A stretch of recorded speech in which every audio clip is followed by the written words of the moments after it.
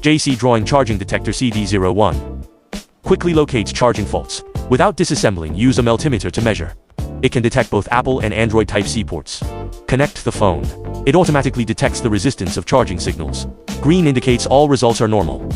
Apple phones need to be turned off for testing. Insert the detector and it will automatically measure. It gives the test result. Red indicates abnormal detection results. The charging detection function is connected to Jing-Chung drawings.